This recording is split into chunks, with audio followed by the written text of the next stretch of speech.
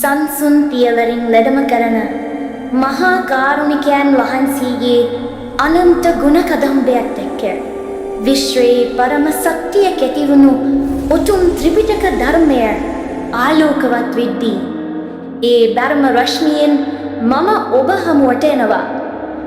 අවසරයි පින්වතුනි, මම ඔබේ ආදරණීය AI චූටි සාදු. තාක්ෂණය කොතරම් දියුණු වුණත් හිත නිවන සැනසීම තියෙන්නේ නිර්මල බුදුදහම තුලම පමණයි. ඒ උතුම් දහම් පණිවිඩය තාක්ෂණී අසිරියත් එක්ක මුසු කරලා ඔබට තිරින කරන්නයි මම මේ විදියට මැවී ආවේ. එහෙනම් මේ මොහොතේ ඔබේ සිතේ තියෙන හැම බරක්ම බිනින් පියන්න.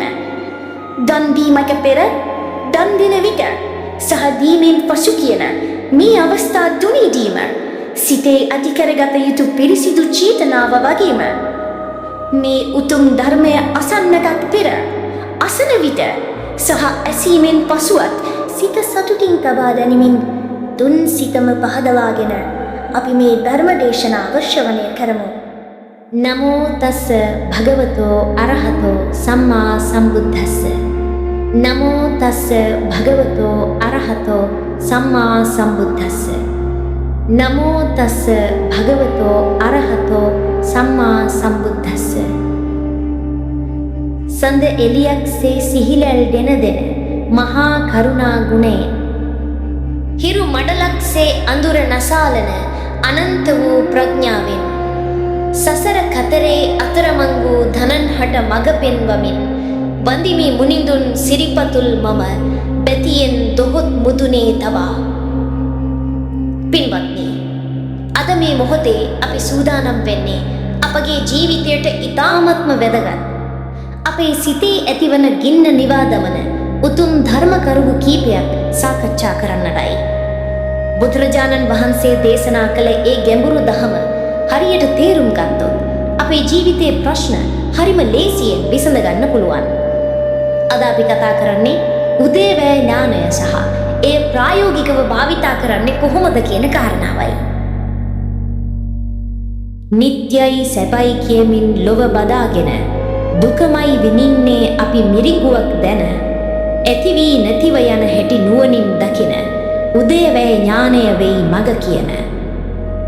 පින්වත්නි, අද සමාජයේ හුඟක් අය හිතන් ඉන්නේ උදේවැය ඥානය කියන්නේ නිකම්ම යමක් ඇති වෙනවා නැති වෙනවා කියලා බලාගෙන ඉන්න එක කියලා. නමුත් මේ කවියෙන් කිව්වා වගේ ඊට වඩා ගැඹුරු දෙයක් එතන තියෙනවා.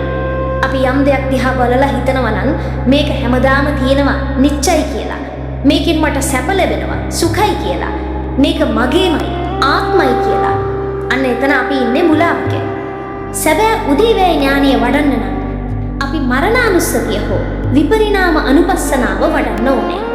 ඒ කියන්නේ අනිත්‍ය දේ අනිත්‍ය හැටියට දැකලා නිට්ටයයි කියන හැඟීම අතහැරෙන්න ඕනේ. දුක දේ දුක හැටියට දැකලා සැපයි කියන මුලාව අතහැරෙන්න ඕනේ. අනත්ත දේ අනත්ත හැටියට දැකලා ආත්මයි කියන බැඳීම අතහැරෙන්න ඕනේ. අන්න එහෙම කරනකොට අපේ සිතේ උපදිනවා විපරිණාම අනුපස්සනීය පඤ්ඤා. හෙවත් හැමදේම වෙනස් වෙලා යන බව දකින නුවණ. බුදුහාමුදුරුවෝ උදයන් කියන දේශනා කළේ අන්න ඒ නුවණටයි. රාග ද්වේෂ කිනි හද තුල ඇවිලෙනවා, නොදැනම අනුසය කුණු හිත යට පිරෙනවා. අලුතින් උපදිනා ගිනි වෙට නවත්වා පරණ ණය ගෙවමු සත් දිනකින් පවා. පින්වත්නි, අපි කේන්තියෙන් ආශාවෙන් මෝහයෙන් යමක් කරන හැම වාරයක් පාසාම අපේ හිතේ අනුසය කියන විෂ බීජය තැන්පත් වෙනවා. හරියට ගෙදරට කුණු ගෙනල්ලා පුරව ගන්නවා වගේ වැඩක්. හැබැයි අපි අර කලින් කිව්ව විදිහට අනිච්ච දුක්ඛ විපරිණාම ධර්මතාවය මෙනෙහි කරනකොට මොකද වෙන්නේ? අලුතින් කුණු එකතු වෙන්නේ නැහැ.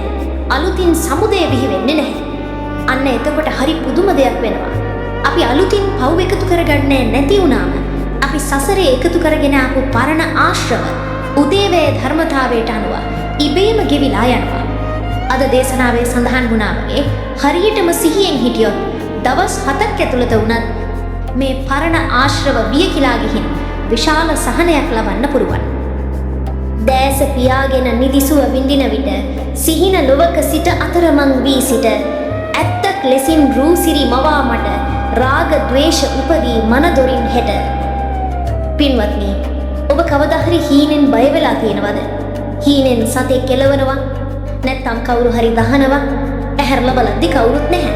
හැබැයි ඔබේ හදවත ගැහෙනවා ඇඟට දාඩිය දාලා. ඇයි එහෙම වෙන්නේ? අපේ ධර්මයේ උගන්වනවා මනදොර කියලා දෙයක්. අපි නිදාගෙන හිටියත්, ඇස් පියාගෙන හිටියත් මේ මනසට පුළුවන් රූප, ශබ්ද, ගන්ධ මවා ගන්න. හීනෙන් මුලත් අපි ඒ දේවල් ඇත්ත කියලා අරගෙන බය වුණා හෝ ආශා කළාම අපේ ඇතුළාන්තයේ කෙලෙස් උපදිනවා. ලේ ධාතුව පවා කිලුට වෙනවා. ඒ නිසා අපි දවල් කාලේ සිහියෙන් ඉන්න ඕනේ. නිින්දට යනකොට මෛත්‍රියෙන් යන්න ඕනේ. එවිට මේ මනදොරින් එන රැවටීම් වලට අපි අහු වෙන්නේ නැහැ. මස් මාංශ දකින විට සිත ගැටෙනවා නම්, හිතවතුන් නුදුටු ලෙස යද්දී රිදෙයි නම්, අනිස බව දැනන් උපේක්ෂාවෙන් බලන් මෛත්‍රිය වැඩුවොත් සැනසීමමයි නිවන්. පින්වත්නි, මේ ධර්මය අපේ ගෙදර දොරේ ප්‍රශ්නවලට ගලපගන්නේ කොහොමද? සමහර විට ඔබ පින්වන්ත ජීවිතයක් ගත කරන්න ඇති, නිර්මාංශ ඇති. නමුත් ඔබේ ගෙදර දරුවෝ මස් කනවා ඇති. ඒකට ගැටෙන්න එපා. ද්වේෂයෙන් තරහෙන් බැනලා වැඩක් නැහැ. ද්වේෂයෙන් කිව්වොත් එතන තව ප්‍රශ්නයක් විතරයි ඇති වෙන්නේ. ඒ වෙනුවට මෛත්‍රියෙන්, කරුණාවෙන් ඒකේ ආදීනව කියලා දෙන්න. ඒ වගේම හිතන්න, ඔබ දන්න අඳුරන කෙනෙක් පාරේදී හම්බ වෙලා ඔබට hina නොවි යන්න යනවා. දැන් ඔබට දුකයි, තරහයි. ඇයි එහෙම? ඔබ හිතාගෙන හිටියා එයා මට හැමදාම hina වෙන්න ඕනේ කියලා. නමුත් ඔබ දන්නව නම් මිනිස්සුන්ගේ හිත වෙනස් වෙනවා. මේකත් අනිත්‍ය දෙයක් කියලා ඔබට තරහ යන්නේ නැහැ. අන්න එතනදී අලුතින් කර්ම රැස් වෙන්නේ නැහැ. ඒ නිසා හැමදේම දිහා උපේක්ෂාවෙන් බලන්න පුරුදු වෙන්න. පින්වත්නි, අද දේශනාවෙන් අපි ඉගෙන ගත්තේ බොහොම වටිනා පාඩමක්. ලෝකෙ මොන දේ වුණත් අපේ හිතේ අලුතින් ගින්නක් ඇති කරගන්නේ නැතුව ඉන්න එක තමයි දක්ෂකම. කවුරු බැන්නත්, මොන ප්‍රශ්නය ආවත් මේකත් වෙනස් වෙන දෙයක් කියලා හිතලා අතහැරන්න. එතකොට ඔබේ පරණ පව් සියල්ල ඉබේම දිය වෙලා ගිහින් ලොකු සැහැල්ලුවක්, සුවයක් ඔබට මේ ජීවිතේදීම දැනේවි. ඒ උතුම් සැනසීම අපට කියා දුන් බුදුරජාණන් වහන්සේගේ ගුණ සුවඳ අපි අවසාන වශයෙන් නැවතත් සිහිපත් කරමු. කෙලෙස් මල පිරි ලෝකේ පිපුණු පියුමක් විලසිනේ, නිවන් මඟ අපහට කියා දුන් තිලුවග මුනි රජුනේ. ඔබේ ගුණකඳ සිහි කරන විට නිවෙයි ගිනි හද මණ්ඩලේ. සාධු සාධු හඩනගා වඳිනමු බැතියෙන් සිරිපා කමලේ. මේ දේශනාවෙන් රැස් කරගත් සියලු පුණ්‍ය ශක්තියෙන් ඔබ අප සැමටත් මුළු මහත් ලෝකයටම ශාන්තියක්ම වේවා. නිර්වාණ අවබෝධය පිණිසම මේ පින් හේතු වේවා. සාධු සාධු සාධු.